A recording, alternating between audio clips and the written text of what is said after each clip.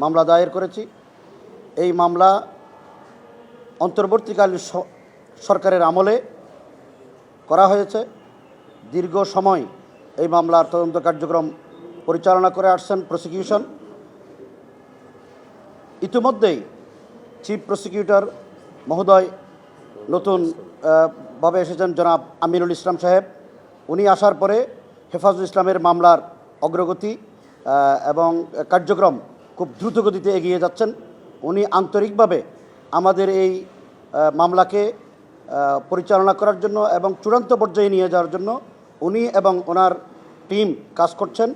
আজকে ওনার সাথে আমরা সাক্ষাৎ করতে এসেছি, আমাদের মামলার অগ্রগতি বিষয়ে জানতে এসেছি।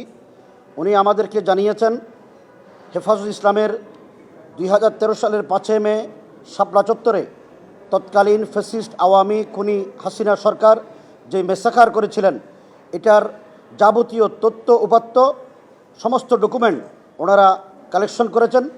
আগামী 7 জুন এটার চূড়ান্ত প্রতিবেদন আদালতে ওনারা দাখিল করবেন। আমরা আশা করছি নতুন এই চিফ প্রসিকিউটর সাহেব উনি যেভাবে মামলাকে সামনে নিয়ে যাওয়ার জন্যে একটা চূড়ান্ত পর্যায়ে বিচারের মুখোমুখি বিচারে নিয়ে আসার জন্য ওনার আন্তরিকতা আমরা লক্ষ্য করেছি। আমরা বর্তমান সরকার ক্ষমতায় আসার পরে হেফাজুল ইসলামের এই মামলাকে অগ্রাধিকার ভিত্তিতে চূড়ান্ত রায় ঘোষণার জন্য যেভাবে কাজ করছেন, আমরা সরকারকেও ধন্যবাদ জানাই এবং প্রসিকিউটরকে ধন্যবাদ জানাই। আমরা দেশবাসীকে আশ্বস্ত করতে চাই 2013 সালের শাপলা চত্বরে এদেশের শ্রদ্ধেয় আলেম ওলামা, হাফেজ, মুহাদ্দিস, মুফতি এবং ধর্মপ্রাণ তৌহিদি জনতার উপরে রাষ্ট্রযন্ত্র যেভাবে হত্যাযজ্ঞ চালিয়েছে, যেভাবে গণহত্যা চালিয়েছে, এটার গণহত্যাকারীদের দৃষ্টান্তমূলক শাস্তি যেন দেশবাসী দেখতে পায়, এদেশের আলেম ওলামা যেন দেখতে পায়। এই গণহত্যার দৃষ্টান্তমূলক শাস্তির মাধ্যমে আগামী দিনে যেন কোনো ফ্যাসিস্ট আলেম ওলামাদের সাথে, দেশের নাগরিকদের সাথে এইরকম অন্যায়, অবিচার, অত্যাচার যেন জুলুম না করে, তা যেন চিরদিনের জন্য বন্ধ হয়ে যায়, সেরকম একটা দৃষ্টান্তমূলক শাস্তি আমরা আশা করছি।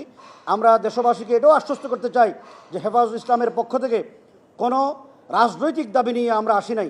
আমরা ইমানি দাবি নিয়ে, যেখানে আল্লাহকে গালি দেওয়া হয়েছে, যেখানে আমাদের প্রিয় নবীকে অসম্মান করা হয়েছে, তার শান মান মর্যাদার উপর আঘাত করা হয়েছে, পবিত্র কোরআনের বিরুদ্ধে যেখানে দাবি উত্থাপন করা হয়েছে, কোরআন বাজেয়াপ্ত করার দাবি উত্থাপন করা হয়েছে, এই রকম একটি জঘন্যতম নাস্তিক্যবাদী যে আস্ফালন আমরা শাহবাগে দেখেছি এবং যেই নাস্তিক ব্লগাররা যেভাবে আক্রমণ করেছে, সেটা যেন ধর্মীয় অনুভূতিতে আঘাত না দেয়, কোনো ধর্মের বিরুদ্ধে যেন কেউ কথা বলতে না পারে, সেই রকম একটা চূড়ান্ত রায় আমরা দেখতে চাই।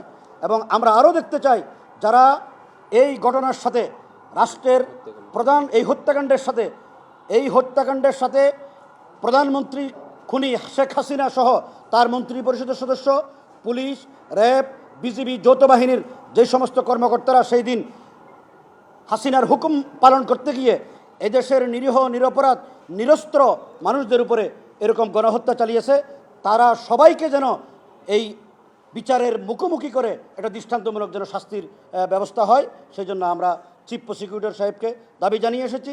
আদালতের কাছে আমরা ন্যায় বিচার কামনা করছি, যেন এই দেশে এরকম হত্যাকাণ্ড করার জন্য অন্য কেউ যেন ভবিষ্যতে সাহস না করে।